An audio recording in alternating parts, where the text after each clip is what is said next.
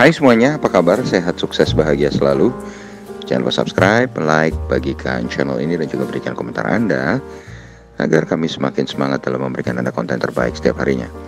Bagi Anda yang selama ini telah mendukung kami ucapkan terima kasih dan kami doakan Anda selalu diberikan kesehatan, rezeki, dan kebahagiaan yang melimpah. Jangan lupa aktifkan lonceng notifikasi agar Anda tidak tertinggal setiap kami mengeluarkan update terbaru. Langsung saja yuk kita mulai sebuah analisa teknikal dan fundamental dari sebuah emiten yang melantai di pasar modal Indonesia dengan kode saham MAPI atau MAPI atau Mitra Adi Perkasa Tbk. Jadi ini bukanlah sebuah ajakan untuk membeli ataupun menjual maupun sebuah pom-pom ya. Ini kami pilihkan karena MAPI berada di sektor retail dan saham di sektor retail cenderung sering dikaitkan dengan keadaan Idul Fitri. Dan sekaligus kami juga mau mengucapkan selamat Idul Fitri, minal aidin wal faizin, mohon maaf lahir dan batin bagi seluruh pemirsa, penonton setia keluarga besar BSBS ID. Dan langsung saja kita mulai. MAPI ditutup di harga 770 dengan mengalami kenaikan 10 poin atau 1,32%. Dengan total transaksi sebesar 13,12 miliar rupiah. MAPI cukup liquid ya. Kemudian market capitalnya adalah 12,78 triliun, cukup lumayan. Kemudian kalau kita lihat dari rentang harga bulanan MAPI memiliki harga terendah di 750 dengan harga tertingginya di 850 dalam satu bulan terakhir. Ini membuat harga MAPI secara monthly atau secara bulanan sudah cukup rendah di 770. Tetapi kalau kita lihat secara year to date atau dari awal tahun sampai saat ini, maka harga terendah MAPI adalah 695, sedangkan harga tertinggi MAPI adalah 885. Dan ini membuat harga MAPI yang sekarang berada di mid channel atau di zona pertengahan. Kemudian kalau kita lihat, MAPI sendiri memiliki harga terendah selama fase COVID-19 adalah di 965, dengan harga terendahnya adalah di 530. Sedangkan harga tertinggi MAPI selama 3 tahun terakhir adalah 1185. Investor asing nampak melakukan net foreign buy di saham MAPI sebesar 11,45 miliar pada hari ini. Kemudian dalam satu bulan terakhir, investor asing juga tampak melakukan pembelian di saham MAPI sebesar 35,69 miliar. Tapi kalau kita lihat dari awal tahun sampai saat ini, investor asing masih melakukan net foreign sale sebesar 252,99 miliar di saham MAPI.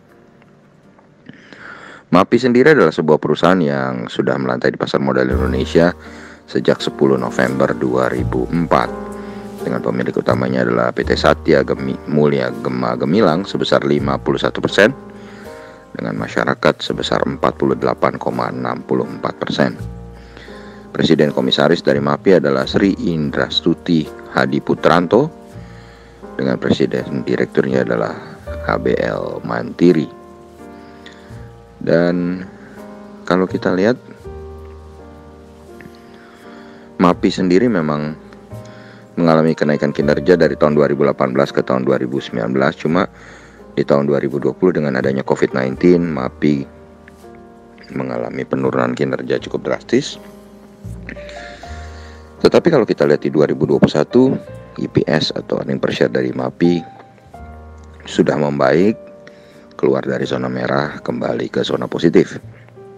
Sales dari MAPI sendiri adalah 4,31 triliun dengan aset sebesar 17,64 triliun, dengan liability 11,08 triliun, dan equity-nya adalah 5,4 triliun rupiah. Kemudian kalau kita lihat net profit dari MAPI sendiri adalah 26,09 miliar rupiah.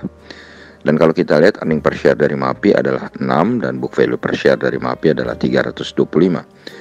Ini menghasilkan valuasi yang memang tidak baik untuk MAPI karena kita lihat price earning ratio-nya adalah 122,49 kali, sedangkan price to book value ratio-nya adalah 2,37 kali. Jadi secara valuasi MAPI adalah perusahaan yang kurang menarik atau sudah sangat mahal.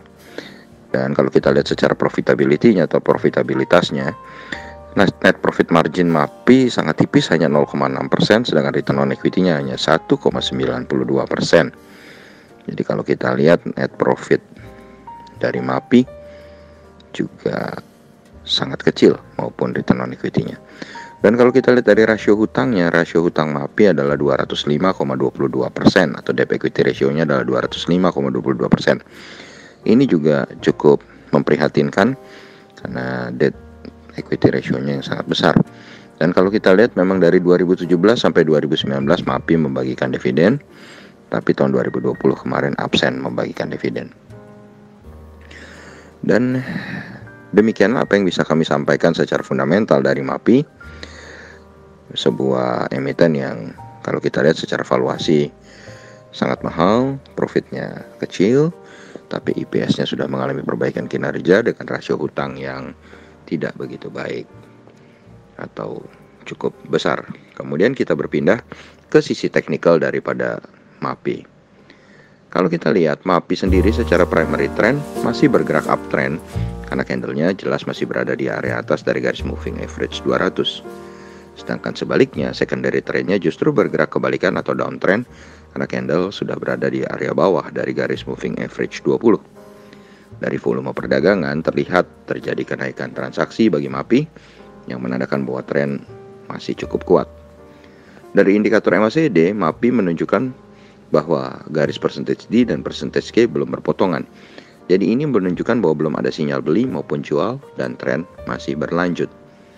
Dari indikator stokastik menunjukkan saat ini harga sedang berada pada fase oversold yang dapat kita baca sebagai indikasi bahwa saham ini sedang mengalami tekanan jual sehingga harga saat ini sudah cukup murah. Bagi kami saham MAPI memiliki support pertama di harga Rp740, sedangkan support keduanya apabila tertembus ada di harga Rp700. Sedangkan resisten pertama bagi saham MAPI ada di harga Rp810 dan jika itu berhasil dilampaui maka akan menguji resisten kedua di harga Rp845. Risk reward ratio bagi saham MAPI adalah risknya 9,09% dengan reward yang sedikit lebih besar ada di 9,74%. Demikianlah apa yang bisa kami sampaikan untuk saham MAPI atau Mitra Adi Perkasa, baik dari sisi teknikal maupun dari sisi fundamentalnya. Semoga bermanfaat bagi kita semua. Tetap sehat, tetap semangat, maju terus dalam mencapai profit maksimal di pasar modal Indonesia. Dan jangan lupa untuk selalu berusaha berbahagia. Sampai jumpa.